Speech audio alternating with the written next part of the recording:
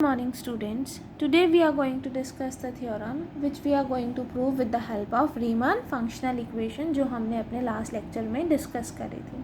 The theorem is the zeta function can be defined to be meromorphic in a plane with only one simple pole at z is equals to 1 and the residue of zeta function at z is equals to 1 is 1.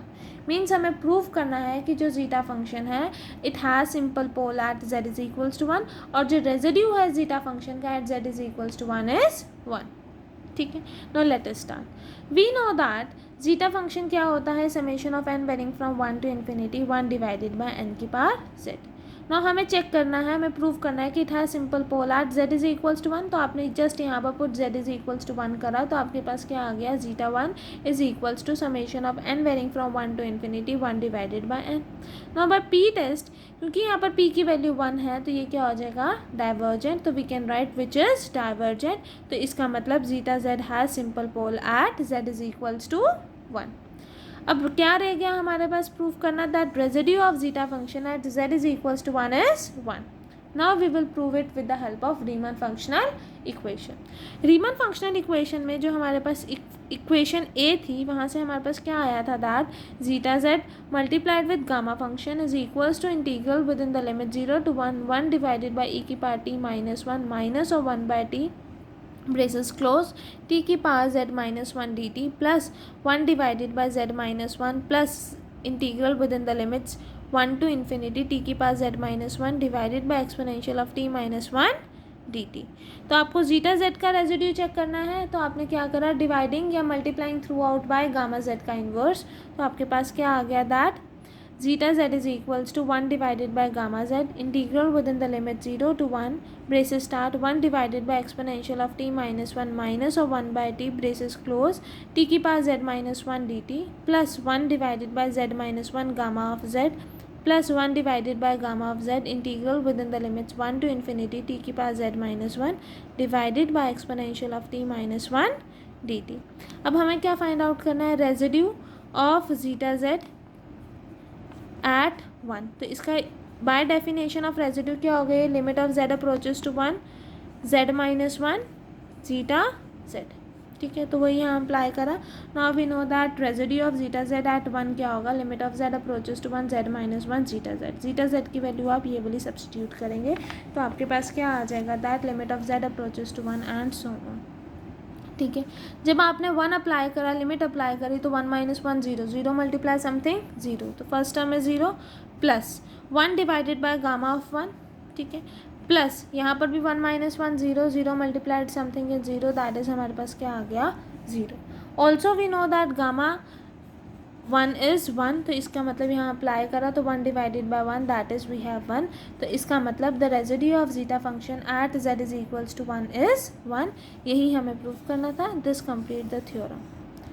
ठीक है, but इसमें आपको zeta Riemann functional equation up to equation A prove करनी पड़ेगी अगर आपके पास ये 8 marks का भी आता है तो. ठीक है students, next come the remark. We know that from Riemann functional equation we have zeta z is equals to 2 multiplied by 2 pi की whole power z minus 1 gamma 1 minus z zeta 1 minus z sin pi z by 2 for real part of z greater than minus 1 and less than 0. Also जब हमने gamma function discuss करा था तो वहाँ हमने बताया था that gamma function has simple poles at z is equals to 0 minus 1 minus 2 and so on. But यहाँ पर हमारे पास गामा z की जगह क्या है, प्लेस पर है गामा 1 माइनस z. तो यहाँ पर रिप्लेस करा z टू 1 माइनस z. तो यहाँ पर 1 माइनस z आया, that is we have 1 minus z is equals to 0 minus 1 minus 2 and so on. तो अब आप क्या करोगे, subtracting minus 1 on both the sides. तो क्या आ जाएगा, minus z is equals to minus 1 minus 2 minus 3 and so on. Multiplying with minus 1 on both the sides. तो क्या आ जाएगा, z is equals to 1 2 3 and so on. That is gamma 1 minus of z has simple poles at z is equals to 1 2 3 and so on. Also हमें पता है कि जो zeta function है they have singularity at z is equals to 0 and z is equals to 1. तो इसका मतलब zeta function analytic नहीं होगा at z is equals to 0 and z is equals to 1. तो वो कब एनालिटिक होगा? जब आपके पास z की वैल्यू क्या होगी 2, 3, 4, 5 एंड सो ऑन. तो and we know that zeta z is analytic at z is equals to 2, 3, 4, 5 and so on. Also हमें भी पता है कि जीटा जेड की वैल्यू क्या होती है summation of n varying from 1 to infinity 1 divided by n की पावर जेड. ऑब्वियसली अगर यहाँ पर ये कन्वर्जेंट कब होगा? ये कन्वर्जेंट होगा बाय पी टेस्ट अगर ये जेड की वैल्यू ग्रेटर देन 1 होगी. तो वही है mention and we know that summation 1 divided by n की power p is convergent if p is greater than 1. But अब हमने डिस्कस क्या करना है? इससे यही डिस्कस करना है. तो let us see zeta 1 minus z sine pi z by 2 has simple zeros at z is equal to 2, 3, 4, 5 and so on. कैसे आया ये? क्योंकि हमें पता है that sine pi z by 2 zero कब होगा? जब जेड की वैल्यू 2 होगी. अगर जेड की वैल्यू 2 तो साइन पाई, जेड की वैल्यू 4 होगी तो 2 पाई, जेड की वैल्यू 6 होगी तो साइन 3 पाई. दैट इज़ ये हमारे पास जीरो कब होगा? When Z is 2, 4, 6, 8 and so on. और नॉन जीरो कब होगा? when z is 3, 5, 7 and so on. ठीक है, तो इसका मतलब जीटा 1 माइनस जेड कब जीरो होगा? At 3, 5, 7 and so on. जब क्यों? क्योंकि हमने यहाँ मेंशन करा है this has simple zeros at 2, 3, 4, 5 and so on from equation 1.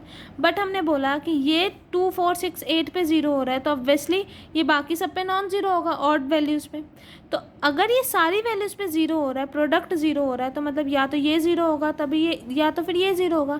ये तो ज़ीरो हो रहा है हमारे पास 2 पर, 4 पर, 6 पर, 8 पर, बट यहाँ पर तो 3 भी है, 5 भी है, 7 भी है. तो इसका मतलब जीटा 1 माइनस जेड कब ज़ीरो होगा? जब जेड की वैल्यू क्या होगी? 3, 5, 7. तो वही यहाँ मेंशन करा है zeta 1 minus z is zero at z is equals to 3, 5, 7 and so on.